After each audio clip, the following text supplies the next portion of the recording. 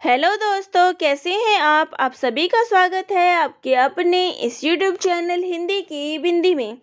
तो दोस्तों, आज हम बात करने वाले हैं पद्मावत की कथा वस्तु की। इसकी कहानी की चर्चा हम करने वाले हैं पद्मावत की। तो पद्मावत जो है वो मलिक मोहम्मद जायसी के द्वारा लिखा गया एक प्रेमाख्यान महाकाव्य है।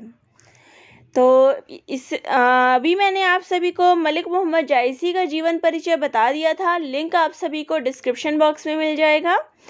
और आज जो है हम इसकी कहानी की चर्चा करने वाले हैं। इसके बाद जो है मैं नागमती वियोग खंड के जितने भी पद हैं वो सारे करवाऊंगी। तो अब नागमती वियोग खंड पढ़ने से पहले हमें पद्मावत की कथा वस्तु पता होनी चाहिए कि पद्मावत की कथा वस्तु क्या है, तभी हम नागमती वियोग खंड को अच्छे से समझ सकते हैं। तो यह जो है वो मलिक मोहम्मद जायसी के द्वारा लिखी गई रचना है। तो पहले हम इसके महत्वपूर्ण तथ्य देख लें कुछ। तो यह जो है वो मलिक मोहम्मद जायसी के द्वारा लिखा गया महाकाव्य है। इसमें चित्तौड़ के राजा रतन सेन व सिंहल द्वीप की राजकुमारी पद्मावती के प्रेम का वर्णन है। तो यहाँ ये वर्ण विषय भी हो सकता है कि इसमें किस चीज़ का वर्णन है, तो रतन सेन का और सिंहल द्वीप की राजकुमारी पद्मावती के प्रेम का वर्णन है। यह जो है किस शैली में रचित है, तो मसनवी शैली में रचित प्रबंध काव्य है। इसमें कुल कितने सर्ग है, यहाँ स्वर्ग हो गया लेकिन ये सर्ग है। तो इसमें जो है वो 57 सर्ग है। इस महाकाव्य में पद्मावती व रतन सेन के लौकिक प्रेम के द्वारा अलौकिक प्रेम की व्यंजना की गई है। इस कथा का प्रारंभ जो है वो काल्पनिक है और अंत जो है वो इतिहास पर आधारित है।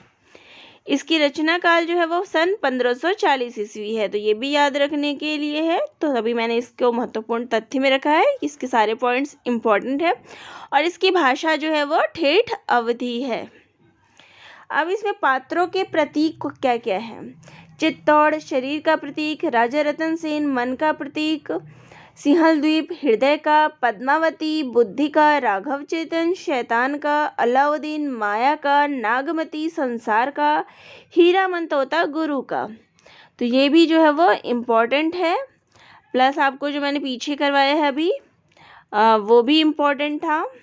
ये जो इसकी इम्पोर्टेंट पॉइंट्स हैं ये सारे भी ये भी इम्पोर्टेंट है और ये भी इम्पोर्टेंट है। अब इसकी कहानी की हम चर्चा करते हैं। इसकी कथावस्तु क्या है। तो कहानी की शुरुआत जो है सबसे पहले सिंहल द्वीप, उसके राजा गंधर्व सेन, राजसभा। तो जो पद्मावती के पिता है उनका नाम जो है वो राजा गंधर्व सेन है।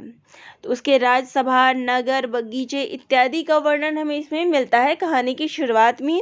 और इसके बाद जो है वो पद्मावती के जन्म का वर्णन हमें देखने को मिलता है। तो राजभवन में हीरामन नाम का एक तोता होता है जिसे पद्मावती जो है वो बहुत चाहती रहती है। वह उसे सदा अपने पास ही रखती थी और उसे बातें किया करती थी। तो एक दिन क्या होता है, बिल्ली के आक्रमण से बचकर वह तोता वहाँ से भाग निकलता है। तो होता क्या है, राजा जो पद्मावती है उसका विवाह कहीं टूट जाता है। तो वो अपनी दशा जो है इसका वर्णन वो उस बिल्ली से कर रही होती है, उस तोता से, हीरामन तोता से वो इस बारे में सब कुछ बता रही होती है। तो हीरामन तोता उसे आश्वासन देता है और उसको बताता है राजा रतन सेन के बारे में। वो तोता जो है उसको कहता है कि मैं बाहर जाऊंगा और तुम्हारे लिए एक सुयोग्य वर ढूंढ के लाऊंगा। तो ये बात जो है वो राजा सुन लेता है और उसे लगता है कि मेरी बेटी को जो है ये बहका रहा है। तो वो मारने के लिए उसको दौड़ता है। तो उस दिन तो वो किसी तरीके से अपनी जान बचा लेता है। और ऐसे ही एक मौका पाकर वह तोता वहाँ से भाग निकलता है। लेकिन भाग निकलने के बाद भी क्या होता है, वो एक बहेलिये द्वारा पकड़ लिया जाता है। एक बहेलिया जो है उसके जाल में वो फंस जाता है। और वो बहेलिया जो होता है वो क्या करता है, एक ब्राह्मण जो होता है वो उसे बहेलिये से वो तोता खरीद लेता है। और फिर वो ब्राह्मण जो होता है राजा रतन सेन राजपूत के हाथ उस तोता को बेच देता है। यानी जो हीरामन तोता था पहले वो पद्मावती के यहाँ से भागकर बच के निकला और एक बहेलिये ने उसको पकड़ लिया। फिर वहाँ से जब वो गया तो बहेलिए से उसे फिर एक ब्राह्मण ने खरीदा और ब्राह्मण से फिर राजा रतन सेन के पास वो पहुंच गया। तो हीरामन तोता ने जो है राजा को पद्मावती के रूप सौंदर्य का वर्णन किया, जिसे सुनकर राजा पद्मावती को प्राप्त करने के लिए जोगी बनकर वहां से निकल गया। तो राजा ने जो है अनेक वनों समुद्रों को पार करके किसी भी तरीके से जो है वो सिंहल द्वीप पहुंचता है। रास्ते में उसको कितने सारी परेशानियां आती है। उसके साथ में जो है वो हीरामन तोता भी वहां पे होता है। तोता के द्वारा ही राजा रतन सेन पद्मावती तक अपने प्रेम का संदेश पहुंचाता है। पद्मावती राजा रतन सेन से मिलने देवालय पहुंच जाती है और वहाँ पे क्या होता है कि जो पद्मावती का रूप सौंदर्य ऐसा अद्भुत होता है, जिसे देखते ही राजा जो है वो मूर्छित हो जाता है। पद्मावती उसे होश में लाने का, उसे जगाने का प्रयास करती है, परंतु वो अचेतन ही पड़ा रहता है, वह चेतन अवस्था में नहीं आ पाता। फिर पद्मावती उसी प्रकार से राजा को अचेत छोड़कर वहां से चली जाती है, अपने महल चली जाती है। तो जब राजा को होश आता है तो वह बहुत दुखी होता है, परंतु जो पद्मावती होती है जाते समय राजा के हृदय पर चंदन से संदेश लिखकर चली जाती है कि वह उसको तभी पा सकेगा जब वह 7 आकाशों जैसे ऊंचे सिंहल द्वीप पर चढ़कर आएगा। तो उसके बाद हीरामन तोते के द्वारा बताए गए गुप्त मार्ग पर से वह सिंहल द्वीप में प्रवेश करता है। राजा को जब इसकी सूचना मिलती है तो वह रतन सेन को सूली पर चढ़ाने का आदेश दे देता है, परंतु जब हीरामन तोता राजा गंधर्व सेन को राजा रतन सेन के बारे में सब यथार्थ बता देता है, सब बातें उसको बता देता है कि ये कौन है, किस लिए आया है, सब बातें जब उसको बता देता है तो वह रानी जो है पद्मावती से विवाह कराने के लिए, राजा रतन सेन से विवाह कराने के लिए तैयार हो जाता है और उन दोनों का विवाह करा देता है। तो राजा रतन सेन पहले से ही विवाहित होता है और उसकी पत्नी का नाम जो है, उसकी पहली पत्नी जो होती है उसका नाम जो होता है वो नागमती होता है। तो नागमती ने रतन सेन की विरह में 12 मास का कष्ट झेला था। यानी राजा रतन सेन जब सिंहल द्वीप गया तो उसको जो समय व्यतीत हो गया वो लगभग 1 वर्ष का, यानी कि लगभग 12 मास का समय बीत गया।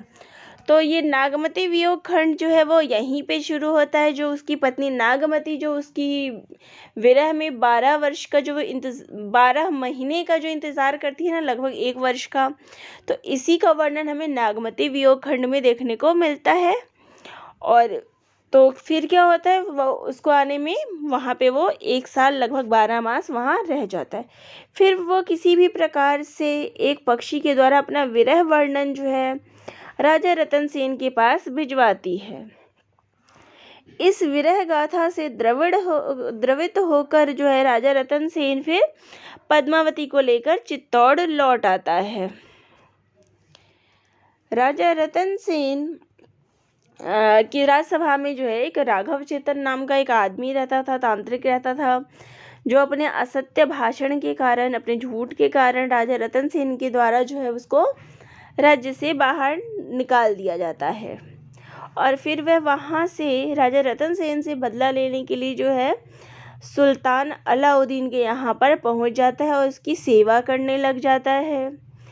राघव चेतन अलाउद्दीन के समक्ष पद्मावती के अद्भुत सौंदर्य की खूब प्रशंसा करता है। तो उसको तो बदला लेना होता है राजा रतन सेन से, तो इसलिए वो क्या करता है, अलाउद्दीन के सामने जो है पद्मावती की खूब तारीफ करता है कि वो बहुत सुंदर है देखने में। तो अलाउद्दीन क्या होता है, पद्मावती के अद्भुत सौंदर्य का वर्णन जब वो सुनता है तो वह उसे पाने को लालायित हो उठता है और इसी कारण वह चित्तौड़ पर आक्रमण कर देता है और दीर्घ काल तक वह चित्तौड़ पर घेरा डालकर रहता है। तो वहाँ पे वो घेरा डाल के रहता है और जो चित्तौड़ का दरवाज़ा है वो इतना मजबूत होता है और बंद रहता है, तो उसको काफ़ी समय तक जो है उसी में बंद रहना पड़ता है। जो चित्तौड़ के राजा थे वो अपना उसी में बंद रहे, अपने गेट उन्होंने बंद कर लिए थे और ये लोग जो वहाँ घेरा डाल के रहते हैं, परंतु उसे इस बात में कोई भी सफलता नहीं मिलती। तब फिर वह षड्यंत्र रचता है कि क्यों ना राजा रतन सेन को ही हम बंदी बना लें और इसके लिए वह राजा रतन सेन के पास संधि का प्रस्ताव भेजता है, जिसे रतन सेन स्वीकार कर लेता है। और फिर वह उसे विदा करने के लिए जो है अपने गढ़ से बाहर, चित्तौड़ से के गढ़ जो था, गेट था, उससे बाहर निकलता है। जिसके बाद क्या होता है कि अलाउद्दीन जो होता है उसे बंदी बना लेता है और अपने साथ लेकर दिल्ली चला आता है।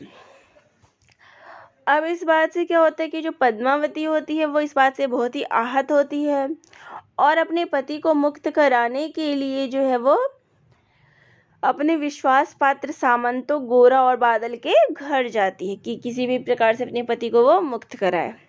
तो गोरा और बादल जो होते हैं वो बाप बेटे होते हैं। गोरा बाप होता है और बादल जो होता है उसका बेटा होता है। राजा रतन सेन को छुड़ाने की जो जिम्मेदारी होती है अपने ऊपर ले लेते हैं।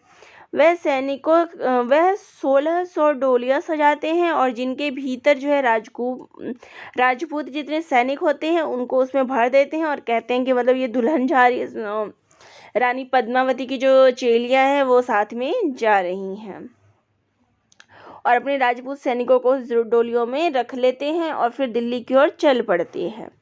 वहां पहुंचकर वह जो है सुल्तान को कहलाते हैं, अलाउद्दीन को कहलाते हैं कि पद्मावती अपने चेलियों के साथ जो है सुल्तान की सेवा में आई है और अंतिम बार अपने पति को देखना चाहती है, उससे मिलना चाहती है।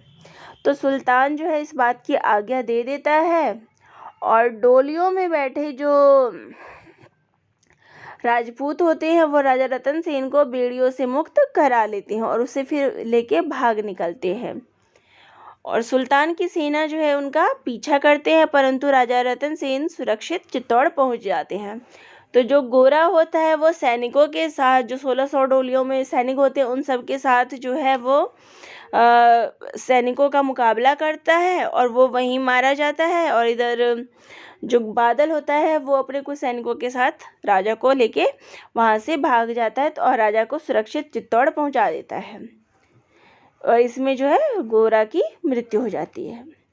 तो जिस समय राजा रतन सेन दिल्ली में बंदी था उसी समय कुंभलनेर के राजा देवपाल ने पद्मावती के पास दूत भेजकर प्रेम प्रस्ताव रखा था। राजा रतन सेन के मिलने पर जब राजा रतन सेन चित्तौड़ से वापस दिल्ली से वापस आता है वहाँ से अलाउद्दीन के पास से, तो उसके बाद पद्मावती जो है वो पूरा घटना जो उसको बता देती है कि कुंभलनेर के राजा देवपाल ने उसको प्रेम प्रस्ताव भेजा था। तो अब इस बात से राजा रतन सेन जो होता है वह चित्तौड़ से निकल पड़ता है और कुंभलनेर में जा पहुंचता है। वहां वह देवपाल को युद्ध के लिए ललकारता है। युद्ध में रतन सेन बुरी तरह से घायल हो जाता है। यद्यपि वह देवपाल को तो मार देता है, लेकिन उसका जो वार उसको लग जाता है, वो जो इतना घायल हो चुका होता है, वो अपनी प्रतिज्ञा तो पूरी कर लेता है कि वो उसको मार देता है, लेकिन खुद जो इतना घायल हो चुका होता है तो चित्तौड़ पहुँचते पहुँचते वह मृत्यु को प्राप्त हो जाता है। और पद्मावती और नागमती जो होती है उसके शव के साथ ही चिता पर सती हो जाती है। इधर अलाउद्दीन भी रतन सेन का पीछा करता हुआ चित्तौड़ पहुंचता है, परंतु वहां उसे पद्मावती न मिलकर केवल उसकी चिता की राख ही मिलती है। वह उसे देख नहीं पाता क्योंकि जब तक वो पहुंचता तब तक पद्मावती जल चुकी होती है, खुद को नष्ट कर चुकी होती है।